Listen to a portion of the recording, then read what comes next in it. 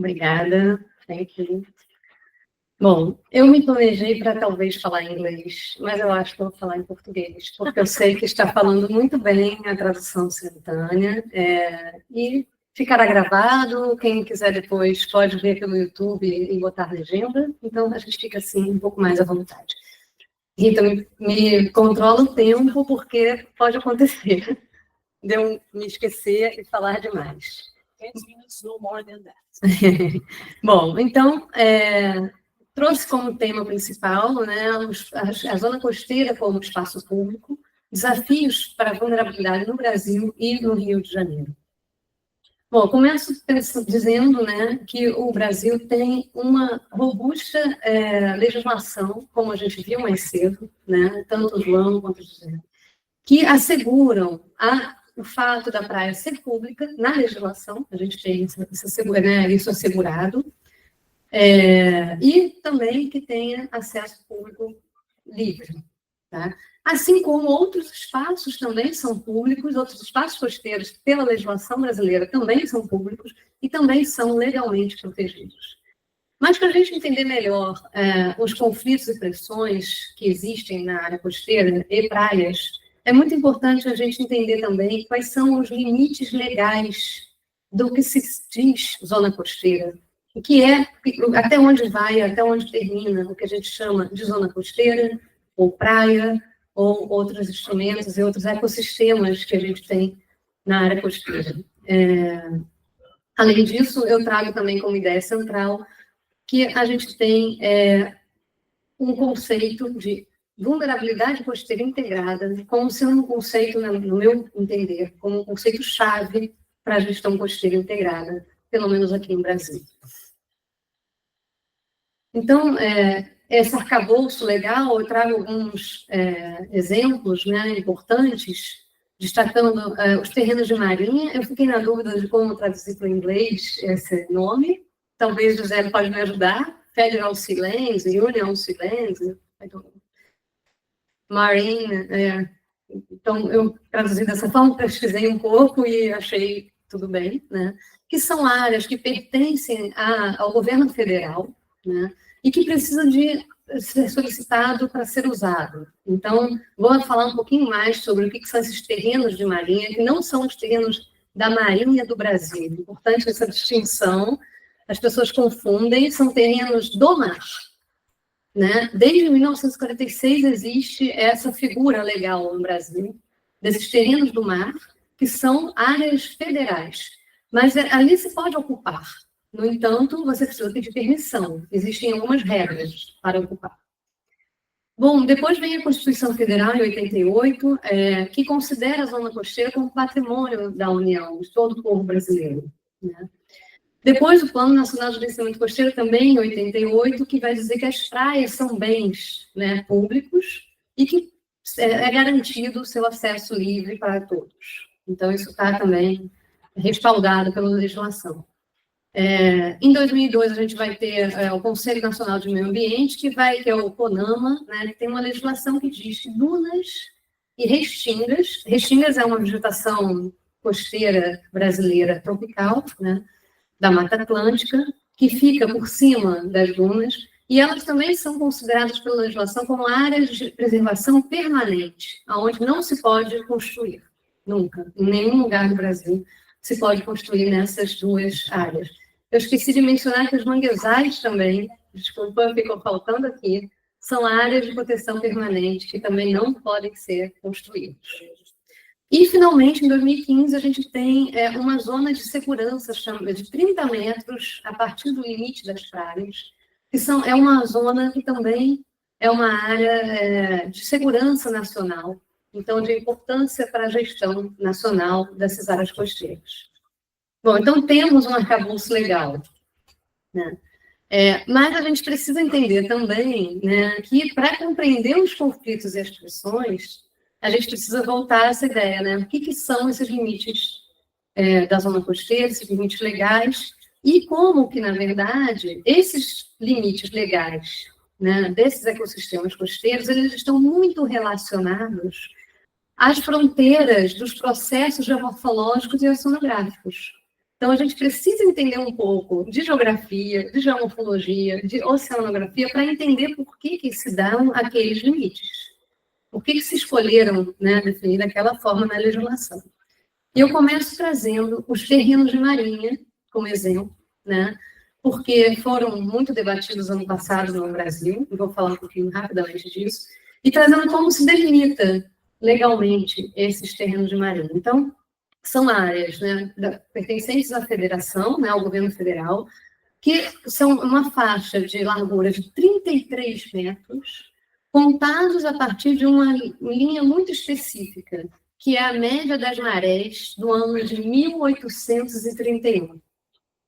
Ou seja, você precisa saber onde estava essa linha das marés altas em 1831 e contar 33 metros. Já ouvi algumas versões do 33 metros. Por que 33 metros? Uma delas diz que é a distância de uma bala de canhão, outros dizem que é o tamanho de uma tropa de cavalos, mas, enfim, certamente alguma motivação, provavelmente alguma motivação de segurança, né?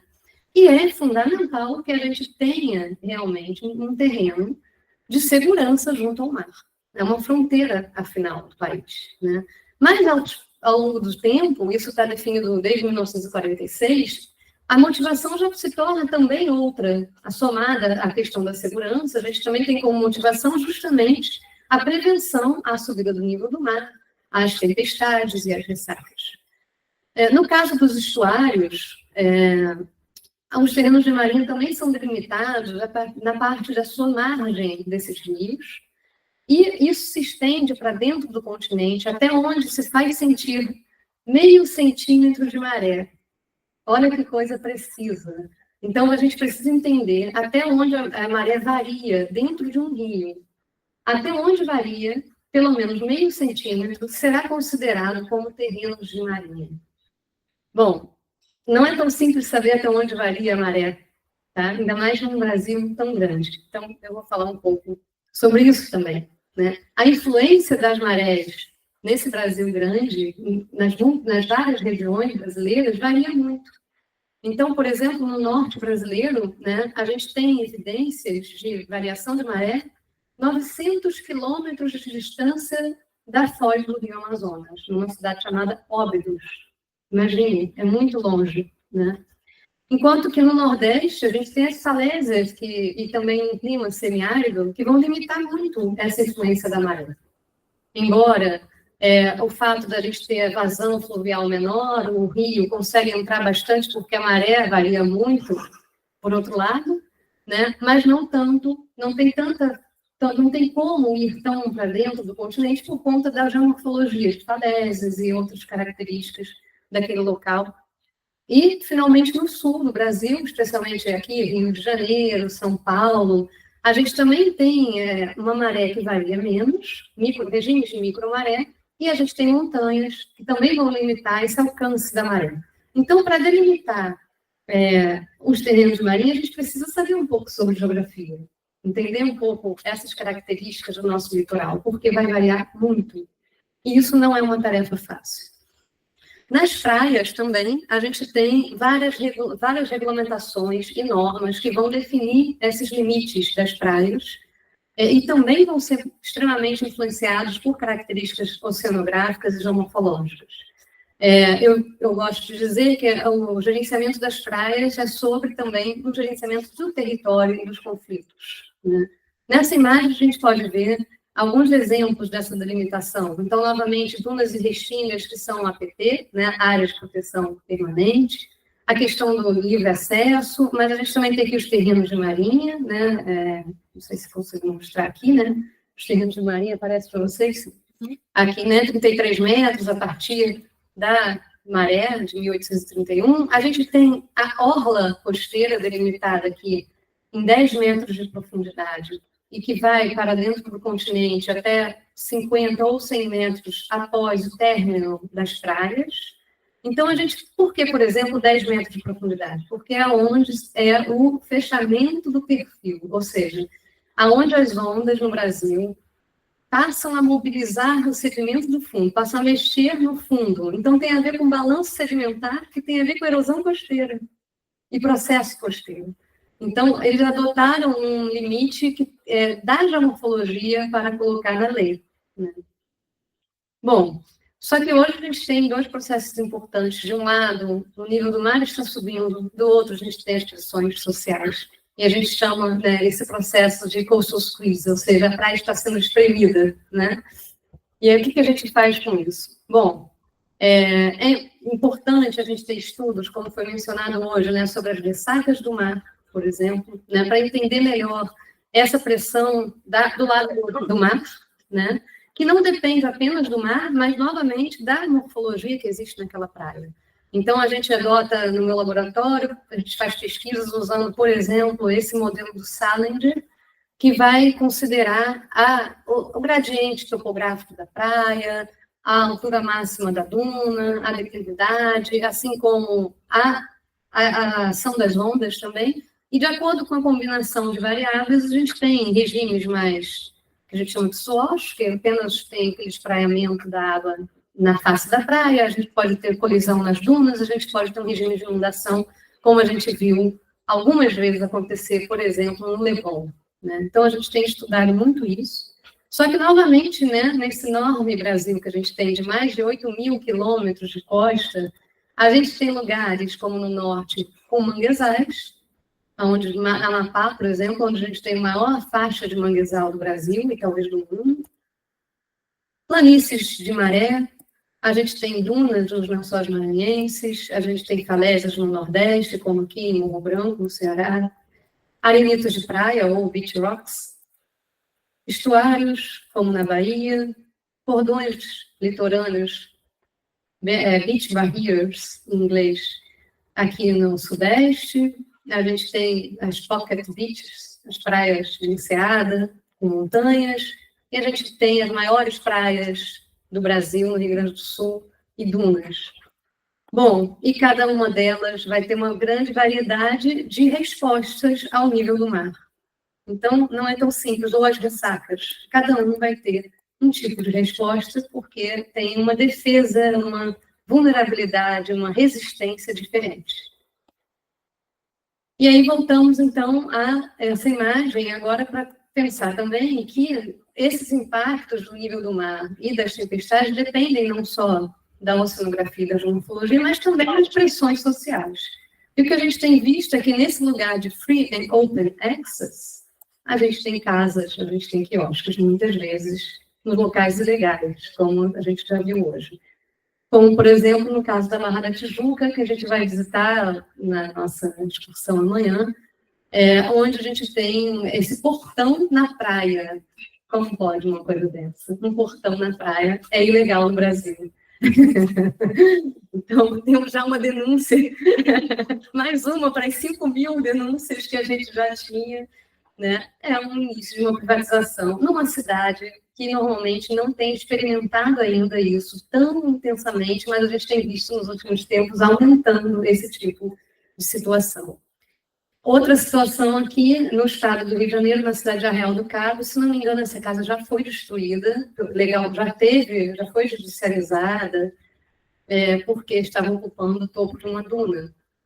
Outra situação, muros como este na Praia de Camboinhas, em Niterói, que foram construídos sem o devido estudo técnico, né? Então, bom, diante disso tudo, por isso eu defendo que a gente deve ter como um conceito-chave de gestão costeira, esse conceito de vulnerabilidade integrada da zona costeira, pensando, de um lado, o que está exposto, tanto do ponto de vista da energia das ondas, da maré, do nível do mar, como também da densidade urbana, do turismo, das pressões sociais.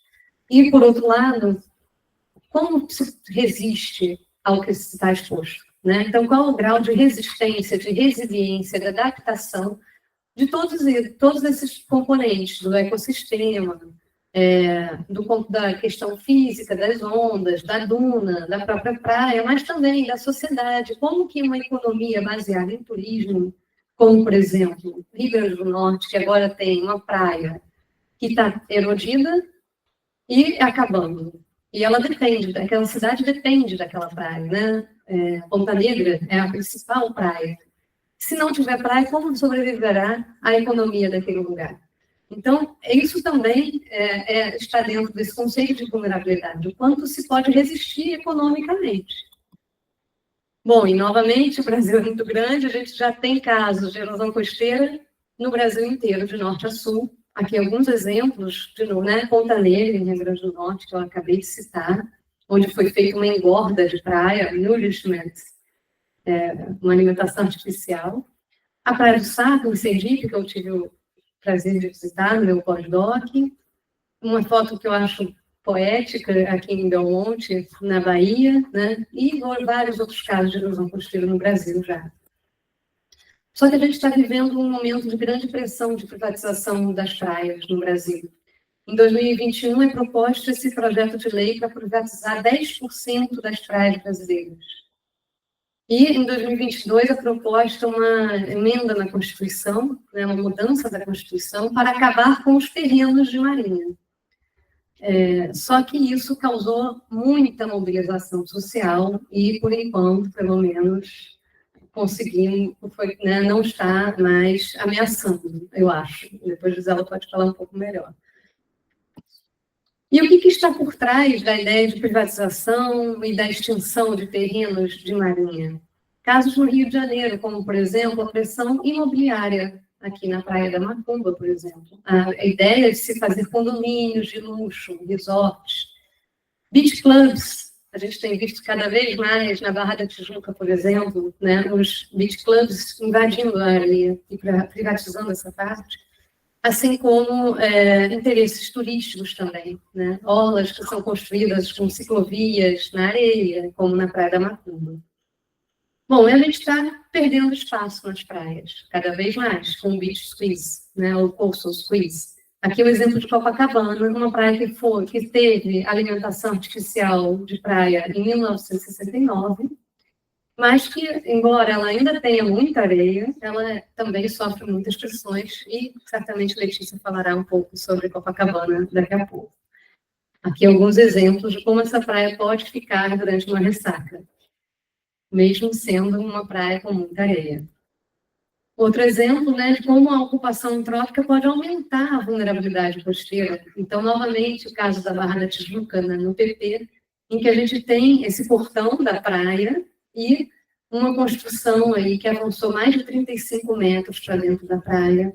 E abaixo dessa construção, fizeram subterrâneo uma guarderia privada de pranchas para windsurf.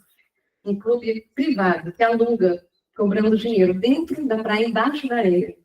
É como se eu quisesse construir uma loja de biquínis na praia, ao lado. Por que não? Né? Então, isso está agora na justiça, inclusive, já. E nesse mesmo lugar, na última ressaca, o mar invadiu. Então, a gente teve aquele regime de inundação nesse local. Então, é uma área vulnerável também do ponto de vista das ressacas. Já estou terminando, né, para trazer aqui os desafios, então, para a gestão costeira no Brasil, já de forma mais sintética, né? Se não estou enganada, né, segundo dados do Serviço Patrimônio da União, a gente tem aproximadamente 5.000 propriedades dentro dos terrenos de marinha, mas apenas 23% são conhecidos e demarcados atualmente. Então, é muito difícil saber aonde a maré vai e aonde está a linha de maré de 1831. E essa situação gera muitos conflitos, porque as pessoas não sabem se elas estão dentro da área federal ou não.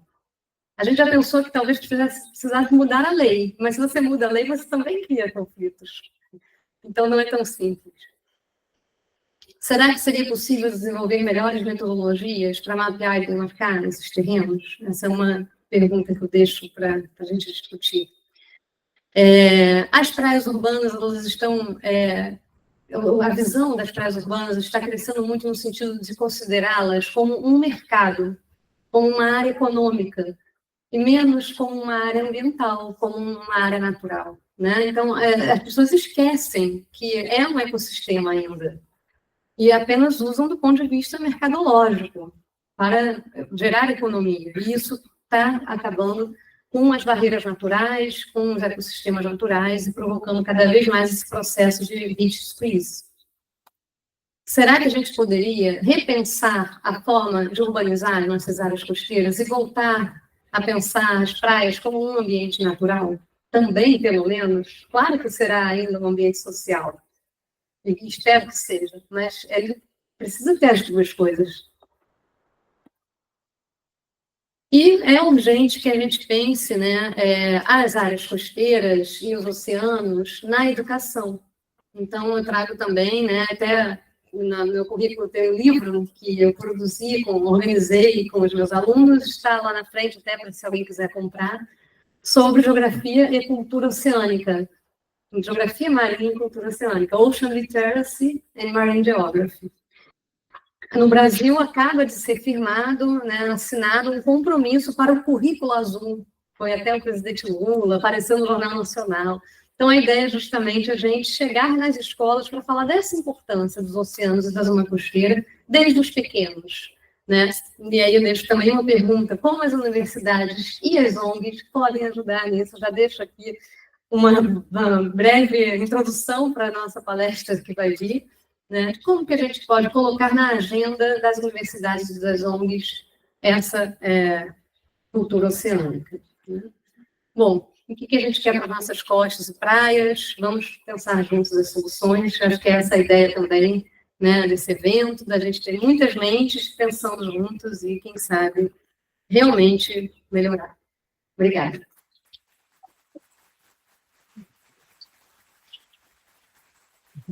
Vou só trocar aqui a apresentação. Não, tá tranquilo. Grata, Flávia. É extremamente interessante o que você traz, porque nos leva a um desafio maior, a um desafio nosso, né, em relação a como que nós podemos ser propositores, né, de outras racionalidades. Aqui, né? Como podemos ser propositores de outras realidades, né? Outras racionalidades, porque, na verdade, quando a gente entende que a natureza é infantilizada, a gente complexifica a questão da gestão e do manejo. Né? Um dos pontos que você trouxe, que são bastante provocativos, é no sentido de compreender, né, a variabilidade dos próprios fenômenos físicos, que se dá no espaço-tempo. E não é só uma questão espacial, mas ele também é temporal. E quando você faz referência a uma lei do século XIX, Flávio, algo para a gente pensar juntas aqui, né? Século XIX, no Brasil, ele foi fundamental para a criação de várias leis de controle social. No Brasil, a discussão social, a dimensão social, ela obrigatoriamente passa pela questão racial. E no século XIX, estamos na virada populacional, no sentido de um aumento maior da população negra, que no Brasil a gente entende como somatório de pretos e pardos, a gente traz essa classificação, né, que foi uma demanda do movimento negro. E, com isso, várias leis de controle foram instituídas. Né? Então, lei de terras está nesse debate, a lei da educação, do acesso à educação pública está nesse debate. Então, talvez a gente pensar, por que eu trago essa reflexão? Porque também foi a virada da valorização das áreas de marinha. Né? Hoje a gente fala que todo brasileiro quer um pedaço de natureza para chamar de sua. E a praia, para nós, é quase que um fetiche. Né? Não à toa, a palestra da mesa anterior mostrou para a gente essa concentração em torno da área costeira, que foi a primeira a ser invadida e ocupada desse processo de formação socioespacial brasileiro. E, nesse sentido, né, o bom de ser da biogeografia é que a gente trabalha com as diversidades, né, e já passando uma bola, né, como a gente fala, para a próxima fala, né, da gente pensar a dimensão social desse problema, porque ela não é só o conflito, também ele vai se dar nesse campo e no campo político. Então, quando a gente fala de gestão, de controle, a gente também está falando do campo legislativo. E o campo legislativo, ele tende a ser muito mais simétrico, ele exige mais rigores no que diz respeito aos controles, né? É muito cartesiano. E a natureza, ela não é, ela é assimétrica. né? A simetria está na nossa racionalidade, né? Eu não sempre tenho, inclusive, porque a nossa formação acadêmica e profissional ela tem esse locus. Ele não é necessariamente o único locus de produção de conhecimento. Então, vou deixar isso aqui em aberto para a gente refletir sobre esse desafio da gestão, quando a gente considera a dimensão política, foi o que você apresentou, a dimensão social associada à dimensão geobiofísica que construi o suporte que, por onde, né, se dá a vida, a produção e a reprodução da vida.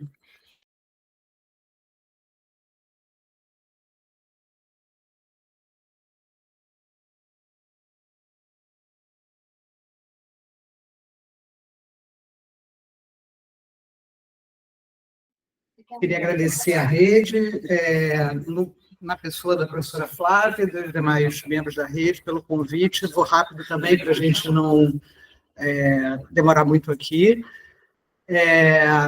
Em parte, seguindo também o tema que a Flávia propôs para a mesa, de relacionar a urbanização costeira, ou como vocês vão ver, como a gente chama de a balnearização, e os espaços públicos, mas a partir de um caso muito específico, aparentemente em escala local, que é o do Réveillon, ou da festa de Ano Novo em Copacabana, entendido aqui, a partir dessa perspectiva que eu e Marcos estamos trabalhando, como um laboratório urbano. Então, eu vou apresentar, mas esse é um trabalho nosso, e que também está sendo desenvolvido para um artigo, para uma revista, que está sendo, um dossiê que está sendo organizado pela professora Maria, que está aqui. Então, só algumas observações preliminares para situar um pouco a maneira como a gente constrói esse problema da pesquisa. Então, a ideia, né, de trabalhar com usos, conflitos e o acesso às praias, ao público, a gente parte dessa premissa, como geógrafos que somos, de que esses usos, conflitos e o acesso público propriamente, às praias, interagem diretamente com o espaço, ao mesmo tempo moldando o espaço e sendo moldado por ele, né? Nesse sentido, e usando aqui essas categorias que foram propostas pelo professor Milton Santos, esses usos, conflitos e o acesso público, eles são moldados, condicionados e condicionam por um conjunto indissociável de sistemas de objetos e sistemas de ações que são, por sua vez, multiscalares e multilocalizados. E, numa outra perspectiva, também proposta pelo professor Milton Santos, a evolução desses sistemas, tanto de objetos quanto de ações, podem ser interpretados através das mudanças estruturais no meio técnico e que podem, por sua vez, ser entendidas por meio de processos ou, né, de periodizações ou da construção de períodos históricos. Então, apenas como uma observação inicial, da nossa perspectiva, esse espaço ele não é nem uma extensão inerte e tampouco um mero suporte para ações ou pressões que viriam de fora desse espaço. Ainda também, num sentido preliminar, como observações, só para precisar esses dois conceitos, essas duas noções, de urbanização costeira ou de balnearização e de espaços públicos, a gente entende aqui a urbanização costeira como essa produção de formas espaciais e práticas que estão associadas quer com as funções, com os usos e com a gestão das zonas costeiras. Essas formas espaciais que estão associadas com a urbanização costeira, elas guardam as marcas do passado e agem também como matrizes para transformações futuras. Então, elas, novamente, não são elementos inertes, né, do espaço.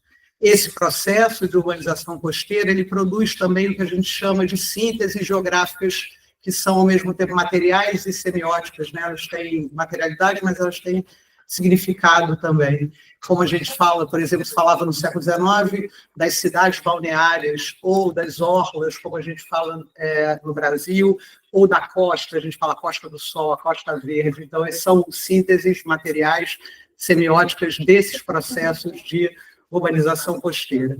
Por outro lado, essa ideia dos espaços públicos, que é um tema muito caro à geografia, especialmente para nós, que há anos estudamos o tema, né, junto com o professor Paulo César da Costa Gomes, e ele mesmo propõe que os espaços públicos sejam pensados a partir dessas três dimensões.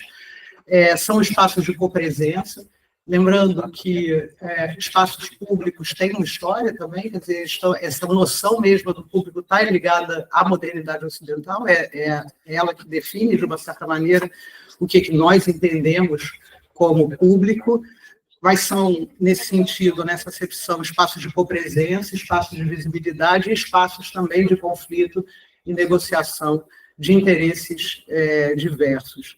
Mas é importante, eu acho, lembrar que essa ideia do público não é uma entidade abstrata e tão pouco universal, ela foi forjada por meio de práticas situadas. Está acontecendo alguma coisa, mas tudo bem. E por meio de dispositivos de conhecimento, de saber e de poder também. Acho que a Rita também já chamou atenção para isso. E esses espaços públicos eles estão submetidos, portanto, por essa característica, às lógicas cambiantes de diferentes regimes de visibilidade que estabelecem socialmente quem vê, de onde vê e como vê as coisas, nesse caso, as praias ou as costas. Então, agora, aterrando um pouco no nosso tema, né, na orla de Copacabana, essa palavra difícil de tradução em inglês, mas seafront ou beachfront, e o Ano Novo, ambos como síntese e evento para a gente discutir esse tema. Né? Vocês sabem que a praia de Copacabana, ou a orla de Copacabana, ela sofreu imensas transformações desde o final do século XIX. Aqui alguns momentos importantes desse início do século XX, onde uma primeira síntese da orla de Copacabana emerge. Aqui à esquerda, o plano, o projeto de abertura da Avenida Atlântica, de 1905, durante a gestão do Pereira Passos, obras para ressacas desde o início do século, essa figura, a presença desse objeto, grande objeto geográfico, que é o Copacabana Palace, em 1923, que foi criado, essa síntese dos anos 20, que deu à orla essa cara, digamos, essa forma que a gente conhece hoje, esse sistema de espaços públicos que tem o calçadão, as vias de carros, a área de passeio próxima às casas ou aos edifícios, e logo no início já houve uma pressão imensa para que essa área fosse uma área que favorecesse a circulação e a fluidez também dos automóveis. Essa é a primeira lá em 1919, quando é feito o alargamento da orla de Copacabana. Durante pelo menos 50, 60 anos, essa é a forma da orla de Copacabana, até que ela sofreu uma grande modificação nos anos 70, como a Flávia chamou a atenção. Desde o início, quando o Copacabana Palace, olha como ele se destacava na paisagem, hoje é tão diferente, né, para a gente, mas é esse grande objeto, que, na verdade, foi concebido o projeto por um arquiteto francês, o Joseph Gir, que também fez o edifício à noite, que também fez o Palácio da Guanabara, e desde o início dos anos 20, o que o Copacabana Palace começou a promover festas de Ano Novo, Réveillon do Copacabana Palace, e a gente quer trabalhar aqui, então, a partir, espero conseguir chegar até o final, mas na ideia de que esse Ano Novo, essa festa de Ano Novo, essa festa da virada, ela pode ser entendida a partir dessa lógica do evento, que também foi proposta pelo professor Milton Santos. O evento é aqui entendido como esse momento de ruptura que revela e materializa as lógicas profundas de organização do espaço contemporâneo, seja contemporâneo quando for contemporâneo, né? Confere inteligibilidade a esse sistema de objetos e ações. Esse evento não é uma exceção em relação à ocupação das praias, esse é o argumento daqui que a gente traz, as praias urbanas do Rio de Janeiro, mas um laboratório para se produzir normas, objetos e práticas que, por sua vez, se tornam paradigmas para a cidade, para o planejamento urbano. Na repetição desse evento, é possível acompanhar as transformações da orla de Copacabana e da cidade como um território usado e propor uma espécie de leitura histórica a partir da periodização. Um pouco da trajetória desse evento, não fazer de forma exaustiva, mas destacando 3 períodos desse evento, que é o Réveillon de Copacabana, né? Aqui a gente fez, eu também não vou entrar nisso aqui, mas uma pequena linha do tempo para vocês entenderem como que a gente olhou tanto para as mudanças no próprio evento do Réveillon, na parte de cima, e as mudanças operadas nas formas, nesses sistemas que compõem a orla, a partir da ação de diferentes agentes, mas com uma ênfase muito grande no poder público, nesse caso. E a gente identificou 3 períodos, que a gente vai chamar o período dos bailes e dos terreiros, o período dos fogos de artifício, dos palcos e das multidões, e o período das acelerações pós-pandêmicas. Então, vou passar rapidamente por esses 3 períodos. Nesse primeiro período, o hotel Copacabana Palace, que vai de mais ou menos de 1950 a 70, embora a gente já tivesse Réveillon, festa de Réveillon antes, mas é aqui que essa lógica se materializa de forma mais clara.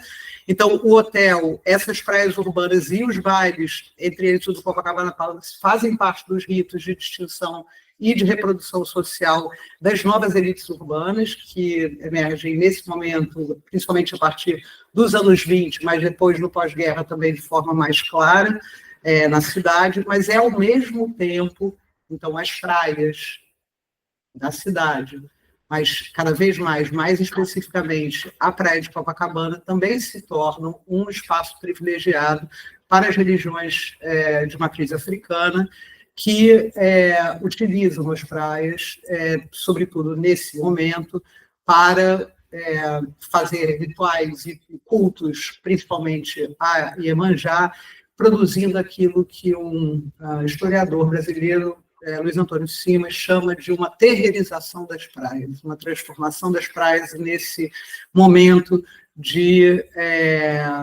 na verdade, contato entre mundos, transformando as praias nesse espaço liminar entre mundos, né, com o mundo sagrado, né, entre o mundo profano e o mundo sagrado.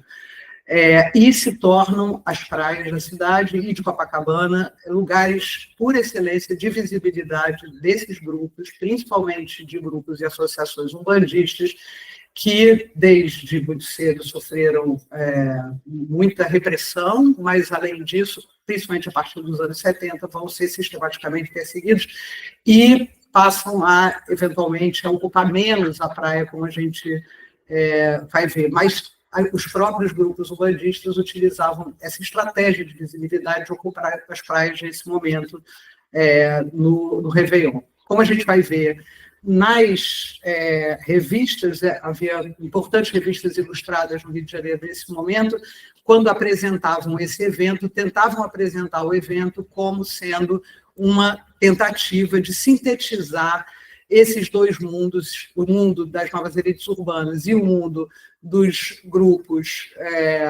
de religiões de matriz africana, obviamente pessoas negras, e numa tentativa de sintetizar essas 2 cosmovisões, esses 2 mundos, supostamente uma forma de transcender os conflitos raciais e de classe que, obviamente, estavam presentes. Só como uma nota de lado, mais importante, as praias do Rio de Janeiro muitas vezes foram construídas a partir dessa perspectiva de uma utopia urbana, num lugar que teria esse condão de fazer transcender os conflitos estruturais da sociedade brasileira. Então, não é incomum a gente ouvir falar isso, né? As praias são os lugares mais democráticos, as praias são os lugares onde todo mundo vai. Então, isso é repetido, isso aparece com muita frequência em muitos... E aparecia já lá desde a década de 50, desse lado, o Copacabana Palace, aparece assim, no Copacabana Palace, da revista O Cruzeiro, do outro lado, nas praias, sempre lado a lado. Aqui, o baile do Copacabana Palace, isso é uma imagem de 61, e do outro lado, cultos a Iemanjá. E aqui também a mesma coisa, de 70 e 71. Então, a revista faz, quer dizer, constitui esse discurso de que a praia seria esse lugar onde seria possível, de alguma certa maneira, transcender esses conflitos pela copresença desses ritos e rituais.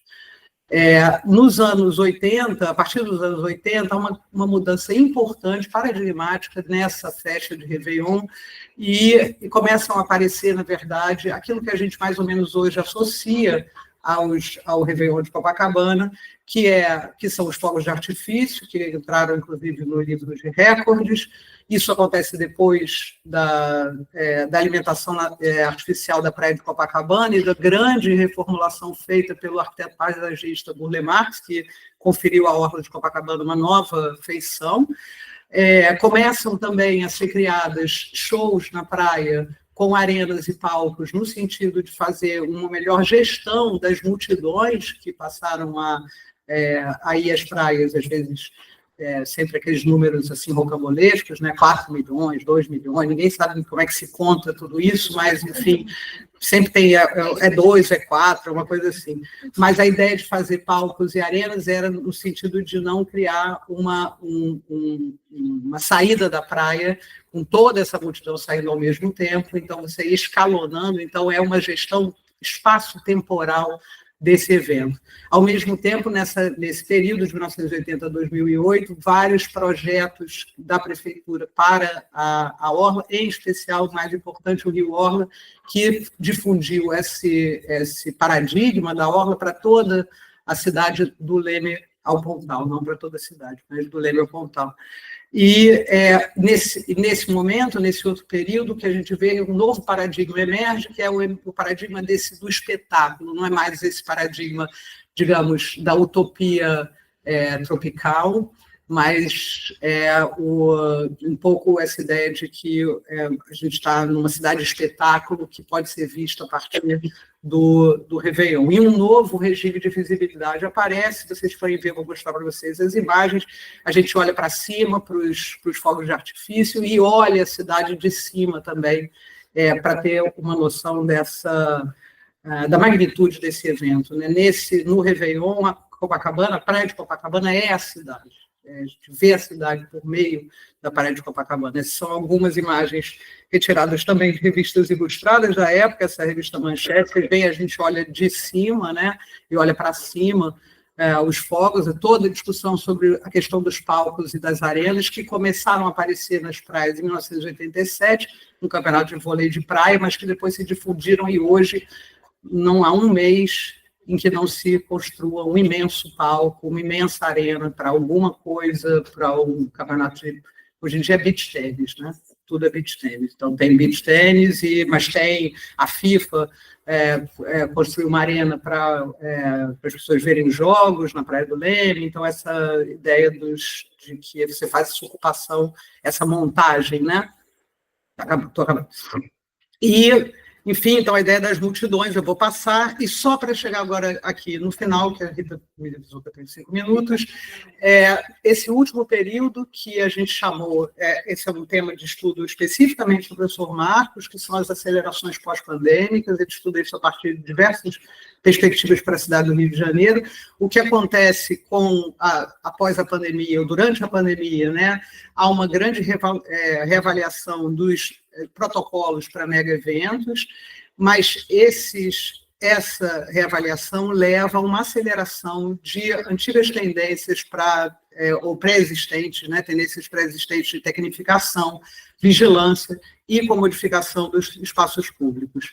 Esse processo de aceleração pós-pandêmica, ele consolida a transformação do evento de Ano Novo em uma manifestação temporária, embora exemplar, daquilo que, novamente, o professor Milton Santos chamou de meio técnico científico informacional, esse período histórico atual, no qual a tecnologia, a ciência e a informação não são apenas componentes do espaço, mas são vetores fundamentais que estruturam a organização do espaço, o controle e a produção. Então, a gente tem, do ponto de vista dos sistemas de objetos, uma análise da distribuição da densidade e da sofisticação desses objetos utilizados no Ano Novo, mostram uma trajetória inequívoca de intensificação tecnológica, que não ocorre de forma isolada entre os setores, mas através de uma relação simbiótica entre a expansão da infraestrutura do espetáculo,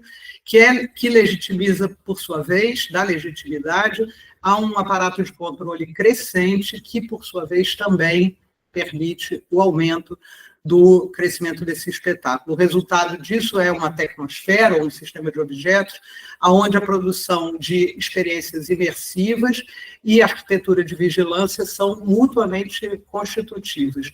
Aqui só são rápidos exemplos disso depois, mas a gente fez um levantamento de todas as mudanças que aconteceram desde 2000, nos réveillons de 2000, 2003, 2004, 2025, 2020, 2023, 2024, 2025, mostrando como é que houve uma mudança nesses sentidos que eu falei para vocês. Por exemplo, um exemplo através das inovações tecnológicas que vinham de um show meio piromusical e que agora são balés de laser, shows de drone, ao mesmo tempo que ampliam os objetos ligados ao controle e à ordem. Então, em 2020, você tinha detectores de metal nas entradas de Copacabana. Hoje em dia, já tem consolidado um sistema de reconhecimento facial que opera não apenas no Réveillon, no show da Madonna, no show da Lady Gaga, onde vocês quiserem. Em termos de centros de comando, hoje, durante todo o Réveillon e nos grandes eventos, o COR, o Centro de Operações Rio, tem uma base avançada em Copacabana que fica lá durante um mês para fazer o controle dessas atividades. Do ponto de vista dos sistemas de ação, eu estou terminando, por outro lado, né, o outro lado esse outro conjunto de sistemas que compõem o espaço, também sofreu uma profunda metamorfose nesse período pós-pandêmico. As ações do capital e do Estado evoluíram de uma gestão mais reativa para uma gestão preditiva, estratégica e voltada para o controle através de dados, de informações, o que leva que essa chamada psicosfera seja dominada hoje por uma racionalidade instrumental que prioriza a eficiência operacional, uma segurança calculada e a maximização do valor comercial dessa praia nesse momento. E aí outras métricas para o sistema de ações, eu queria chamar só a atenção para uma delas, importante, que na verdade, essa questão da estratégia de comunicação. Em 2020, o Réveillon era um evento anual que acontecia. Hoje em dia, ele é uma plataforma que chama Rio Réveillon, que tem ativações durante todo o ano em vários lugares da cidade. Em termos de efetivo policial, em 2020, a gente eram 2.000 policiais militares na orla de Copacabana durante o Réveillon. Em 2025, foram 3.300 policiais militares. Essas são agora as imagens dessa arena imersiva, desse cubo imersivo, né? De um lado, bom, além de tudo, tem lugar para 7, 8 transatlânticos cruzeiros que param ali para assistir, é o lado ímpar, como eles chamam, da Avenida Atlântica. A plataformização, obviamente, fez com que a maior parte desses imóveis fossem ocupados por pessoas por meio do Airbnb, né? Essa Avenida Atlântica. Então, só para fechar, o que eu acho que a gente gostaria de mostrar, através desse pequeno exemplo, é que a Orla de Copacabana está se transformando de um lugar com múltiplos significados e funções, um espaço de lazer, de trabalho, fundamentalmente. Isso é um tema que eu venho estudando há bastante tempo, né? A economia, chamada economia da praia, a partir do circuito inferior da economia. Então, um espaço de lazer, de trabalho, de socialização e de moradia, que se torna, na verdade, uma plataforma hipereficiente para abrigar eventos globais. Por outro lado, a difusão do meio técnico, científico e informacional torna esses sistemas mais densos, as ações mais especializadas e seletivas e os objetos mais rígidos, e se tornam, por sua vez, modelos para outros lugares, haja vista arenas, estádios, etc. E o público, essa ideia do público, né, de alguma maneira, parte dele se torna uma audiência mais ou menos gerenciada em lugar de um participante ativo desse espaço compartilhado. Essa produção de mega-eventos envolve uma desconstrução ativa das horizontalidades locais, sobretudo da relação do comércio e do circuito inferior da economia com outros objetos e outros lugares, e impõe, de uma certa maneira, uma ordem mais ou menos unifuncional, vertical, dedicada à produção daquilo que se chama hoje em dia de novas experiências de consumo. E, nesse sentido, e isso é que a gente gostaria de explorar agora no artigo da revista Tomo, é que esse espaço-tempo do Ano Novo, ele não é mais realmente alguma coisa excepcional, ele se transforma naquilo que a gente convencionou chamar, no pós-pandemia, de um novo normal, né? Na orla de Copacabana. E tem efeitos sobre sistemas de mobilidade, de turismo, de comércio, de vigilância e de comunicação. Só um exemplo para vocês que passearam, que não são daqui e que foram pela orla de Copacabana, todos os quiosques hoje, desde 2024, são equipados com câmeras dessa empresa Gabriel, que faz vigilância e, inclusive, reconhecimento facial.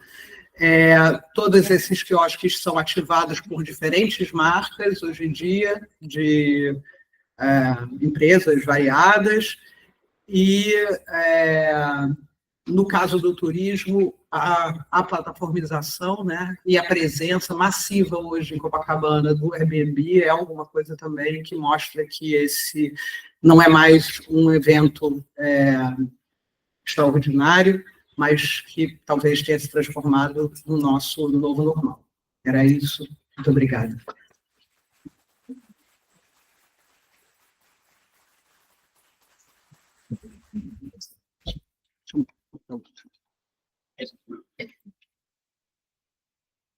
É esse aqui, né? Acho que sim. Obrigada, Letícia. Eu confesso que ainda estou elaborando aqui como faria essa síntese. Porque ela remete assim, a várias reflexões, eu nem vou puxar tanto, mas o que mais me toca é a multiscalaridade desse processo.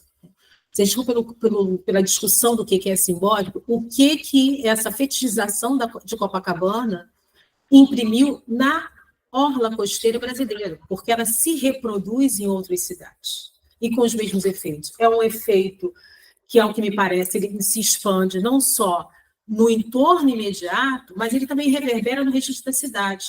E ele ultrapassa o tempo, né, o marco temporal entre o que é o final, as festas do final de dezembro, né, e o início do Réveillon, porque a gente já processa essa espetacularização desde sempre, né? Ela não tem mais ela tem uma intensificação em determinados momentos do ano, mas ela não tem um começo, né? Porque ela se tornou um contínuo, né?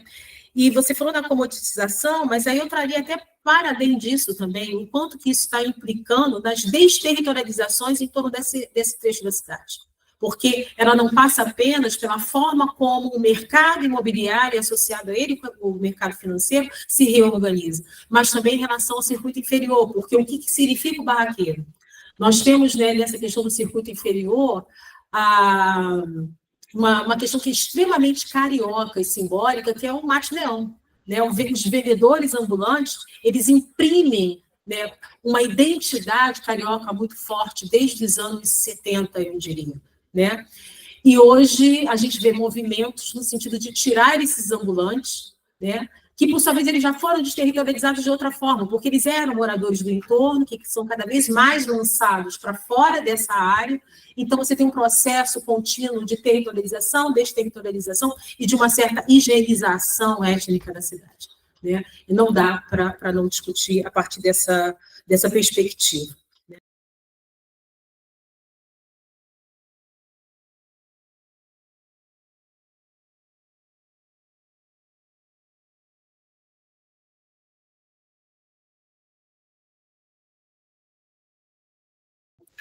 Primeiro, gostaria de começar agradecendo o convite, a Flávia, estar aqui na UFRJ, na Casa Cícia, também é uma super honra, então, e ao evento, ao workshop, e dá muita alegria, né, observar todas essas pessoas, todos vocês aqui e remotamente interagindo, porque, na realidade, a gente tem um desafio, né, tem muitos conflitos, tem muitos desafios, mas a gente tem soluções, né? A gente tem um mundo difícil, mas, ao mesmo tempo, avançando com mil crises e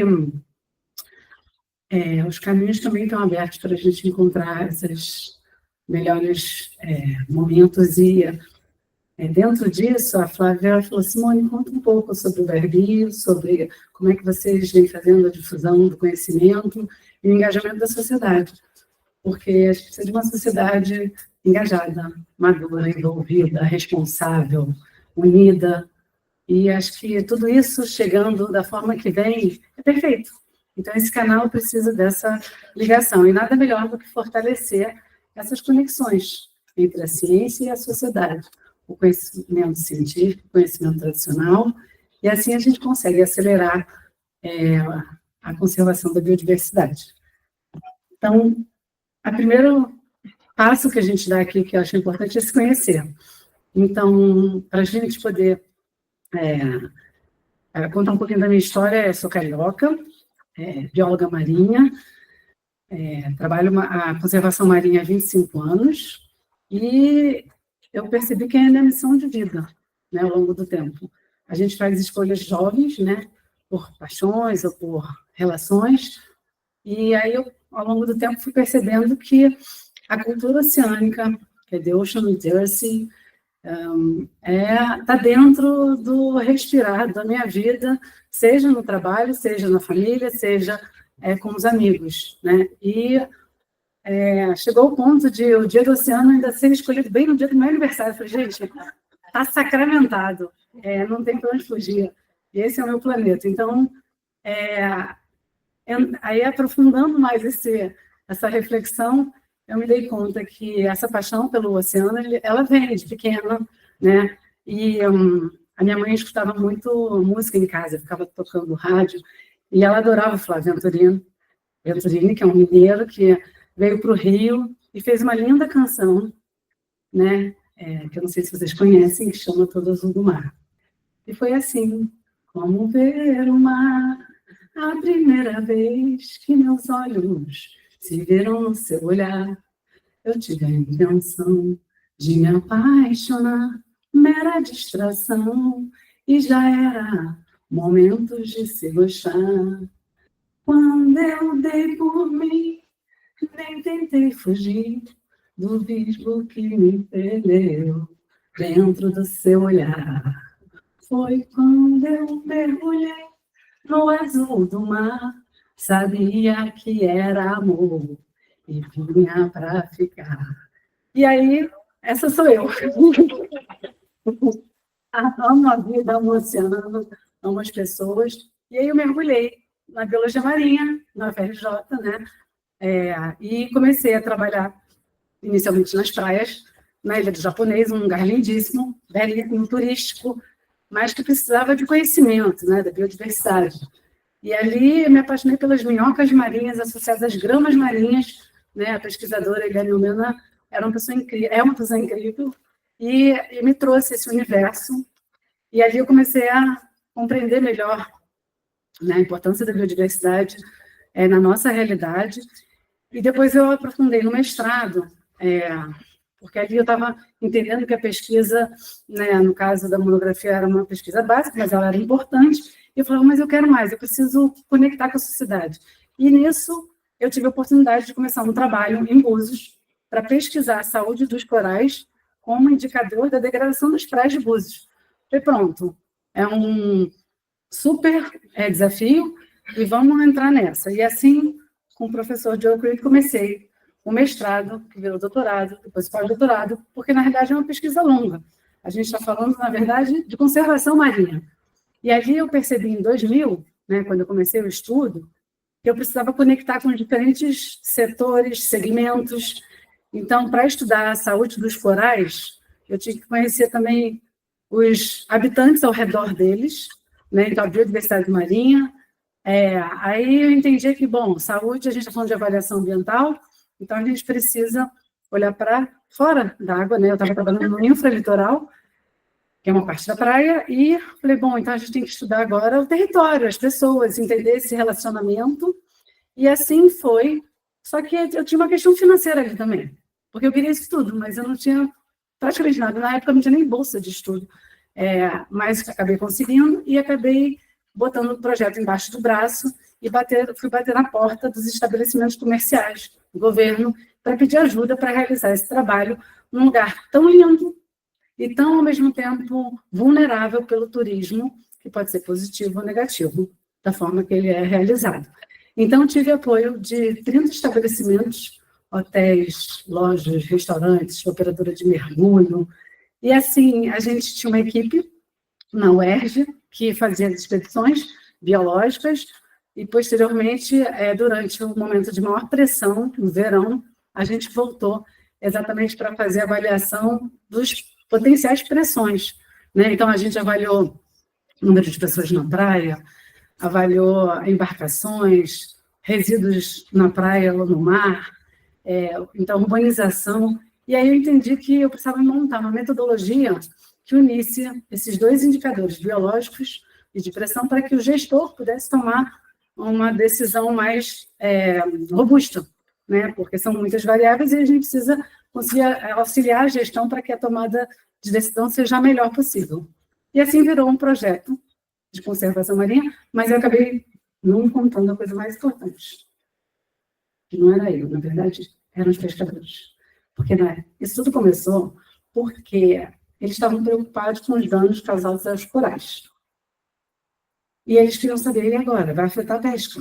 Eles sabiam que alguma relação tinha entre a atividade econômica deles e os corais. E aí é que me chamaram e eu entrei nessa história para poder fazer esse estudo, essa análise, dar o suporte social, mas precisava trazer todas essas camadas, essas dimensões.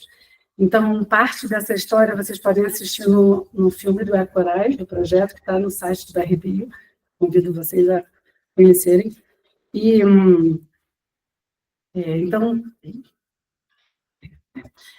E aí, dentro dessa história, veio o BRBio, naturalmente, porque eu percebi que eu deveria sair da dimensão da pessoa física para a pessoa jurídica, né? E eu passei, então, há 13 anos atrás, né, junto com outros colegas, amigos, a trabalhar no terceiro setor, exatamente fazendo a ponte da ciência para a sociedade.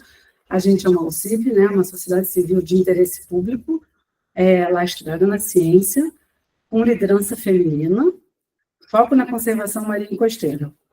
E a gente, por realizar pesquisa, educação e desenvolvimento sustentável, a gente tem um título de reserva da biosfera da Mata Atlântica da Unesco.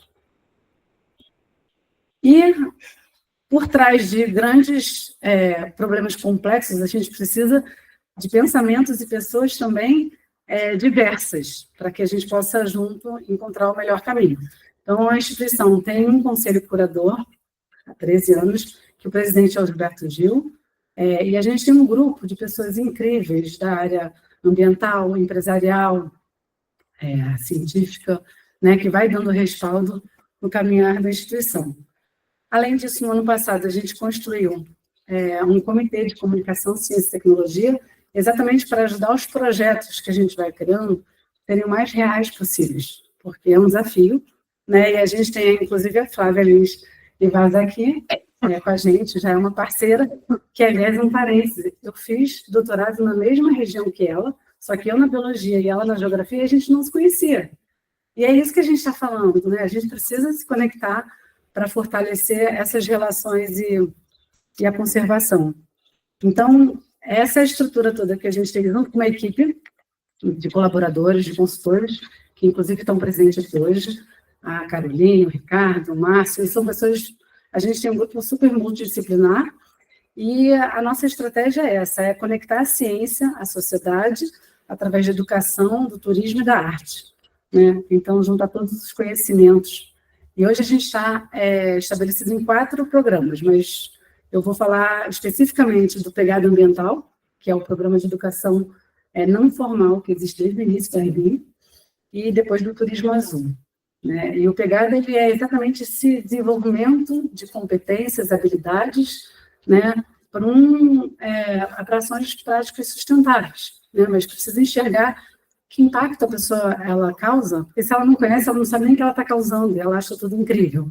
Então, esse nexo, a gente precisa fazer essa relação, e a equipe, exatamente sendo multidisciplinar, trazendo a biodiversidade assim, vai fazendo as ligações no mar e na terra.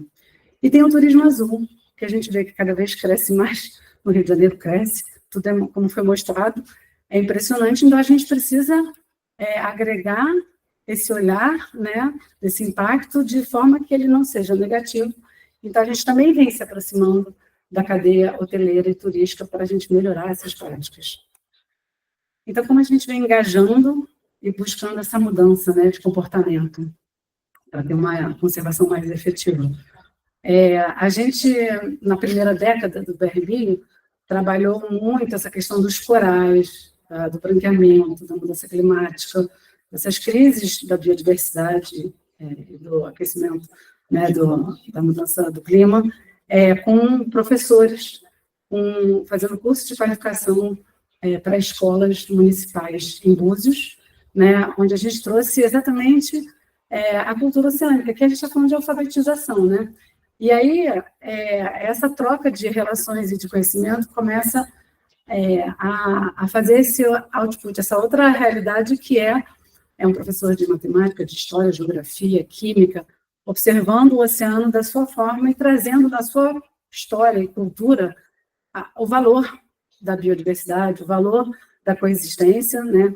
E a gente levou esses professores também para o ambiente marinho, fazendo trilhas interpretativas marinhas, subaquáticas, né? Então, a gente foi revelando esse tesouro, no caso de Búzios, tem um oásis coralino incrível, igual a esse só na África. Então, assim, a gente tem, mas a gente tem que fazer com cuidado, com a equipe na capacidade de suporte correta, e com isso a gente entrou nas escolas, e a gente alcançou milhares de alunos, né, trabalhando diretamente com essas escolas, trazendo a história do mar deles, né, da vida deles.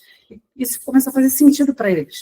E a gente foi vendo ao longo do tempo que todo esse trabalho feito por um tempo, né, não tão curto, mas médio e longo, você consegue ver o impacto disso, né, onde as pessoas começam a entender que existem outras formas de viver que a gente pode seguir. Então, com isso, a gente também produziu materiais, junto com eles, né, sobre cultura oceânica. Essa é uma área que nasceu nos Estados Unidos, há muito tempo atrás, junto dos cientistas e educadores, foi para a Europa, e o Ministério de Ciência e Tecnologia, junto com uma área de ciência da Unifesp, trouxe para o Brasil, né, logo antes da pandemia, assim, um pouco nesse período, exatamente para trazer o currículo azul para dentro da vida de todo mundo. A gente depende do oceano para viver e sobreviver. Então, a gente precisa tratar melhor esse ambiente e entender que está tudo interligado. E aí a gente trabalhou os princípios da cultura oceânica, junto com os professores e com os alunos, e a gente gerou esse material com informações locais. Porque muitas vezes a gente vai publicando os artigos, isso leva um tempo, isso está numa outra língua, então a gente procurou trazer materiais para a região de forma que fosse assimilado mais rapidamente, independente do caminhar da ciência que seguiu nas publicações. Então, para isso que precisa de uma equipe também multidisciplinar, e a linguagem é muito importante. Não é só o conteúdo, é a forma que a gente passa. E isso é um outro desafio que a gente vive na instituição, né? Porque a gente acaba falando línguas diferentes, e a gente precisa de uma boa comunicação, né? E todo mundo quer um ambiente saudável, ninguém quer ir numa praia, num mar poluído, cheio de plástico, né, sujo, vidro. Então, assim, existe um bem comum em todos os sentidos, não só espacial, mas de desejo. E acho que a gente tem que chegar nesse desejo. E com isso a gente começou a trabalhar nas escolas do Rio de Janeiro também, especialmente no momento da pandemia. A gente estava super preocupado com o que estava acontecendo com os jovens. E acabou que a gente fez um trabalho, eu trago aqui, com jovens que queriam fazer uma análise do microplástico no Monumento Natural das Cagarras, que é uma área marinha protegida. E eles tinham...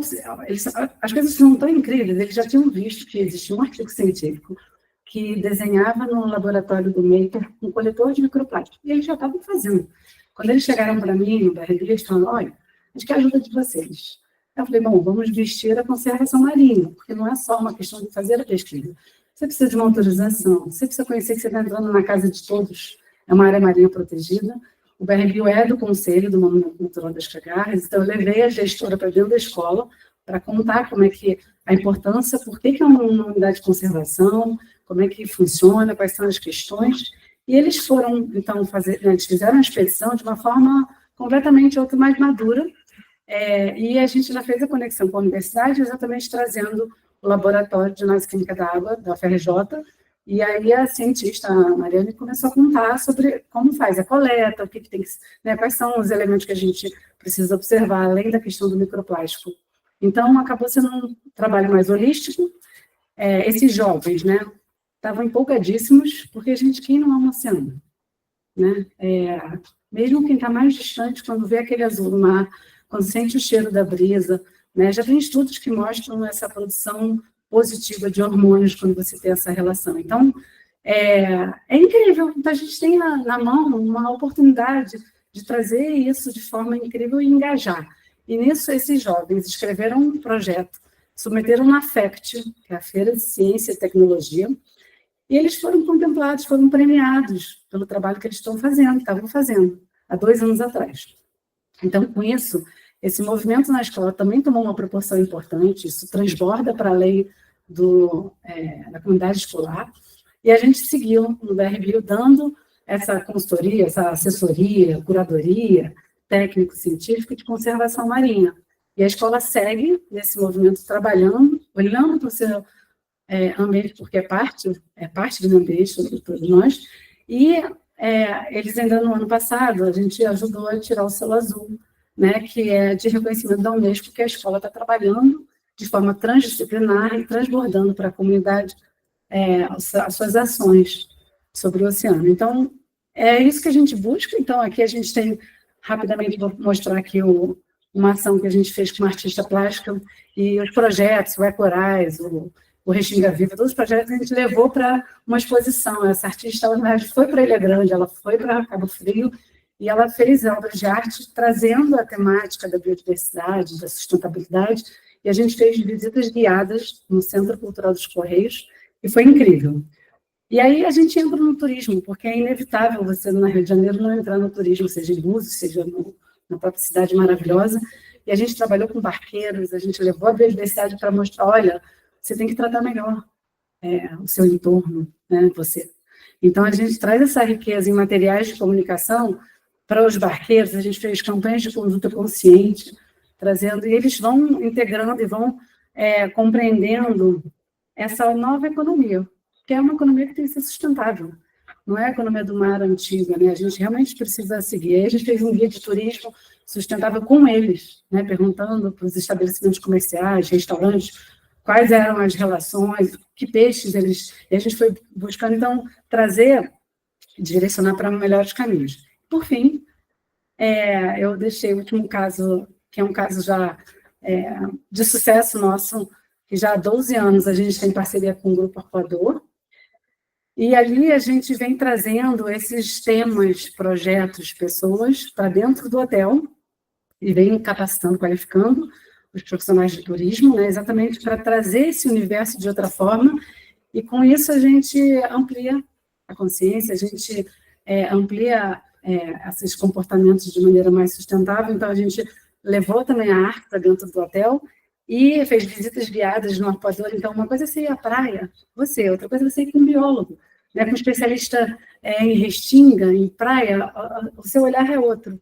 E com isso eu fecho para contar que a gente, então, junto com a Prefeitura do Rio, com a SNAC, lançou o Passaporte Carioca, o passaporte ambiental, é um instrumento de educação turístico que busca valorizar a biodiversidade, e a gente começou a primeira versão com 5 áreas protegidas aqui do Rio, né, onde a gente traz a história, a política, a biodiversidade, informações e a cultura oceânica, que é a relação do verde com o azul, para que o morador, ou turista, não sei se é só turista, a gente também é turista em nossa cidade, veja essas áreas costeiras de outra forma, né, para que a gente possa realmente amadurecer.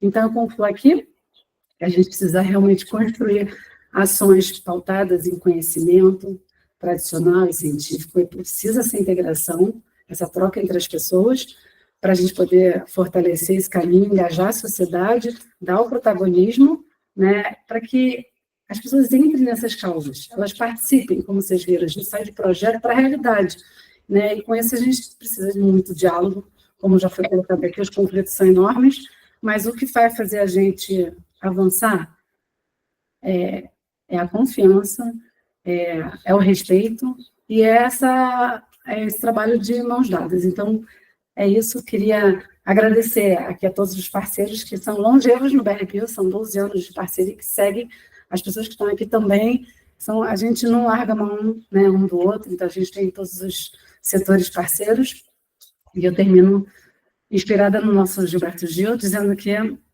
nas ondas do presente ecoam a canção do futuro. Conservar a biodiversidade marinha é compor a sinfonia da nossa existência. Obrigada.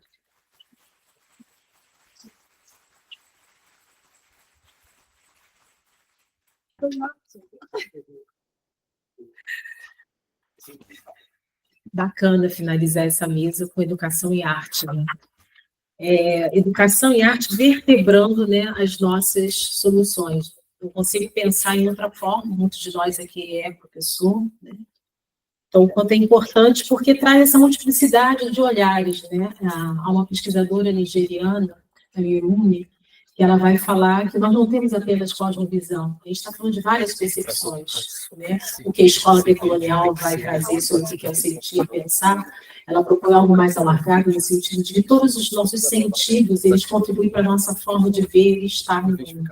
Eu acho que o trabalho que Simone faz, ela permite isso, né? Principalmente quando ele olha para grupos que estão vulnerabilizados e que estão no fundo desse processo, que são os pescadores. E o que é interessante, Simone, é que você está falando de mar, né? Então, a gente está falando de uma origem amniótica da vida, né? Então, acho que traz a gente para esse lugar.